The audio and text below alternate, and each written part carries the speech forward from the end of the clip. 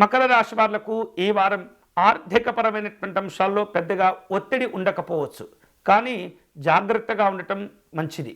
వివిధ రూపాల్లో శారీరక సంబంధమైనటువంటి అనారోగ్యాలు పెరగకుండా ఎప్పటికప్పుడు మీ యొక్క ఆహారపు అలవాట్లను కాస్త నియంత్రించుకుంటూ ఉండాలి.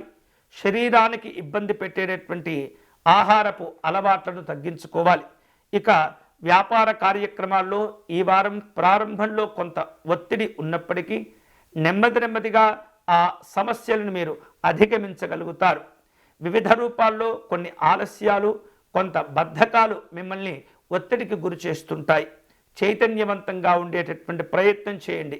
ఈ వారం ఎక్కువగా నడకను అలవాటు చేసుకునేటటువంటి ప్రయత్నం చేయండి. రోజు కనీసం ఒక అర్ధగంట అయినా సరే నడకకు మీరు సమయాన్ని కేటాయించడం ద్వారా ఇతరమైనటువంటి ఒత్తిళ్ళు, ఇబ్బందులన్నీ తొలగిపోయి మంచి మంచి ఆలోచనలు కూడా మీకు ఉపయోగపడుతుంటాయి. ఆర్థిక లావాదేవీల విషయంలో ఈ రాశి వారు చాలా అప్రమత్తంగా ఉండాలి, నిర్లక్ష్యంగా ఉండకూడదు. అలాగే మీ ద్వారా సహాయం పొంది మిమ్మల్నే కొంతమంది మోసపుచ్చేటటువంటి ప్రయత్నాలు చేస్తుంటారు.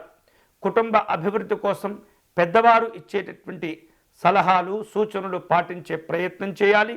ఈ వారం కొన్ని రకాల ఇబ్బందులు ఉన్నప్పటికీ మీకున్నటువంటి నిజాయితీ వలన భవిష్యత్తు అవసరాలను దృష్టిలో ఉంచుకొని మీరు తీసుకునేటటువంటి నిర్ణయాలు అన్నీ కూడా మీకు మేలును కలుగచేస్తుంటాయి. భూ సంబంధమైనటువంటి లావాదేవీల విషయంలో నిర్లక్ష్యంగా ఉండకూడదు.